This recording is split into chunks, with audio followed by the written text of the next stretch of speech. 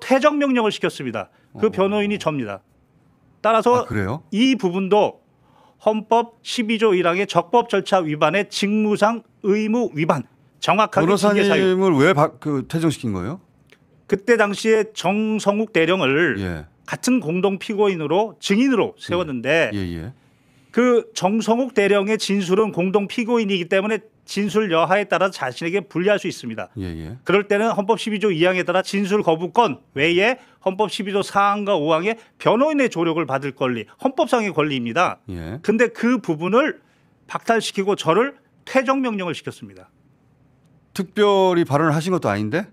그렇습니다. 처음부터 배제시켰습니다. 그 재판 전체를 비공개로 하겠다는 취지로 보입니다.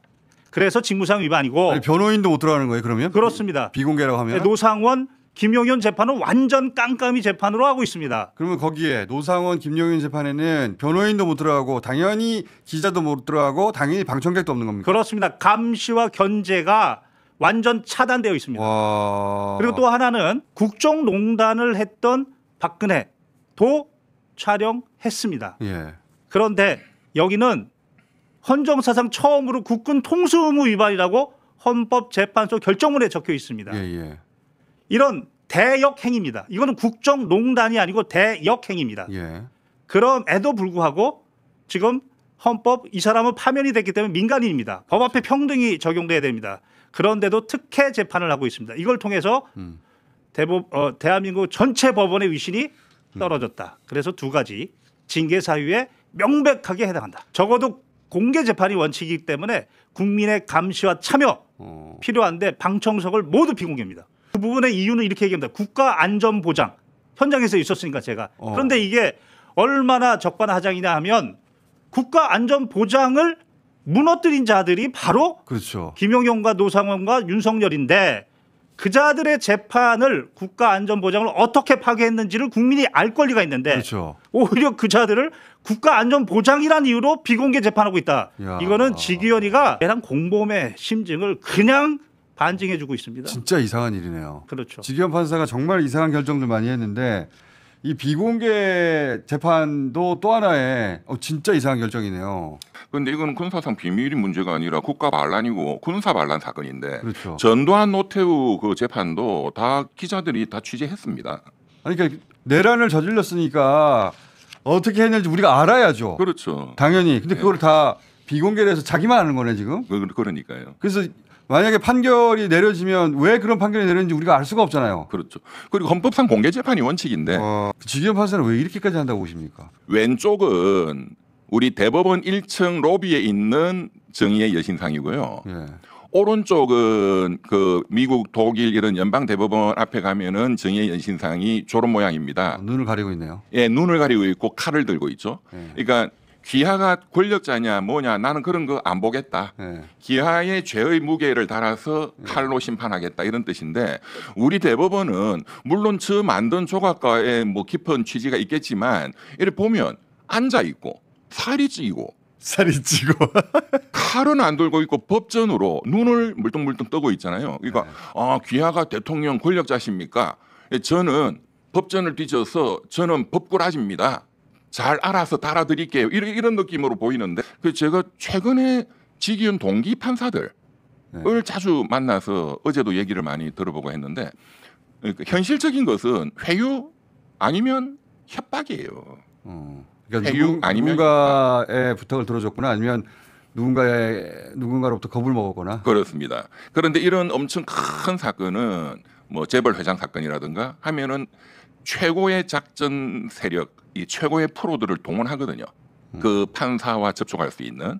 이 사건도 당연히 그게 동원이 됐다고 저는 의심합니다. 저도 한 말씀 개인적으로 드리면 저는 윤석열 무죄줄 결심 저는 개인적으로 그렇게 보고 이미 그 구속 취소할 때 그때 시동을 걸었고 그리고 김용현과 노상원 재판을 완전 비공개로 하고 거기에 참여했던 저까지 퇴정 명령을 내렸던 거 시동 걸었고 진행을 했으며 그리고 윤석열에 대한 특혜 재판을 대놓고 함으로써 완성시키려고 하고 있다. 윤석열을 무죄를 주려고 한다. 저는 무죄 주려는 결심이다. 그렇게 봅니다. 그렇지 않다면 이렇게까지 할 리가 없다. 그렇습니다. 퍼즐이 안 맞춰집니다. 그러니까 실체 판결로 무죄 가능성도 있을 테고 처음부터 구속 취소됐을 때부터 그 수사권에 문제가 있다. 그러면 공소기각의 가능성이 굉장히 높다고 봐야죠. 공소기각 혹은 무죄를 주기는 어렵지만 공소기각은 저는 공소기각을 내심으로 가지고 있다고 생각합니다. 야. 그러니까 이 재판에서 배제시키는 게 굉장히 지금 중요한 거죠. 근데 그거는 스스로 하지 않으면 그 대법도 그런 결정을 하는 경우가 거의 없잖아요. 그렇습니다. 지금은 네. 그 외압이라고 네. 그 재판부 바깥에서 외압이라고 봐가지고 근데 이 경우에 현실적으로 지기현 판사가 스스로 관두지 않는다면 바꿀 방법이 있나요, 근데? 그러니까 지금 언론에 없죠. 보니까 국민들이 5만 명 이상 그 국회에 청원해 가지고 뭐 예. 탄핵 청원을 했다는데 한 사람의 직위원이라는 한 사람 때문에 판사들도 우려하고 있는 법원 전체가 지금 위신이 떨어졌다. 결국은 대법원장이 결심해야 될 사항이고 그 내부적인 것이 구현이 안 된다. 그러면 외부적으로 결국은 특검법을 통해서 지금 반란 수괴와 반란의 주요 종사자가 군사법원과 민가법원에 찢어져 있으니 모두 관할을 통할하면서 새로운 직위원을 배제하는 새로운 재판부를 구성하도록 특검법에 규정하는 방법밖에 없고 결국은 이 부분에 있어서 가장 중요한 거는 제도적으로 한계가 있고 또 민주당도 이런저런 이유로 한계가 느껴집니다. 따라서 우리 민주시민들이 윤석열을 탄핵시켰고 체포 구속시켰고 파면시켰던 힘으로 직위원을 끌어내야 됩니다. 판사들한테 한번 아이디어를 좀 달라고 물어보니까 했더니 뭐라고 합니까? 그 직위원 동기들 예.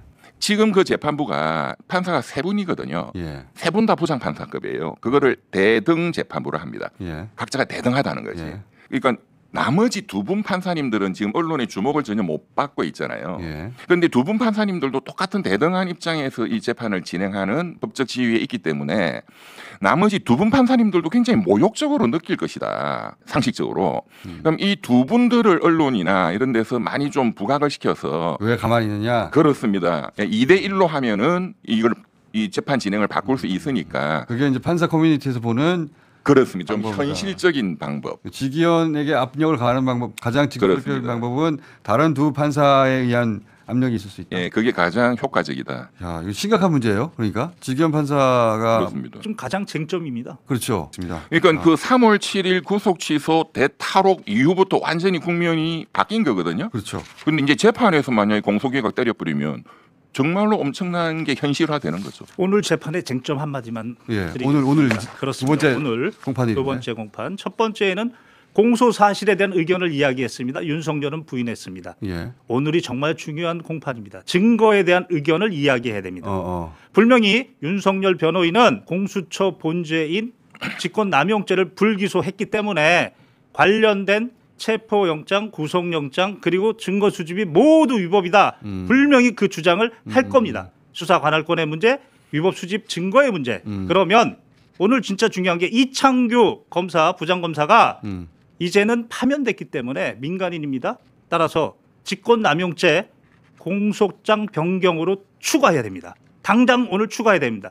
공소사실 동일성이 인정되기 때문에 오늘 현장에서 그냥 공소사실 변경하기 하면 됩니다. 오늘 쟁점이 바로 검찰이 내란의 동조 세력이냐 여부는 저쪽이 저렇게 수사관할권 문제, 증거 위법 문제를 이야기하는 바로 그 포인트가 직권남용죄 불기소인데 이 부분을 침묵한다. 그러면 이 법정 모두는 민주주의 장례식장입니다.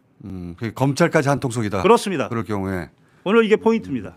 만들 작정을 하고 덤비는 거라면 그냥 둘 수 없잖아요, 절대. 공소기각이 되면 윤석열 쪽은 예.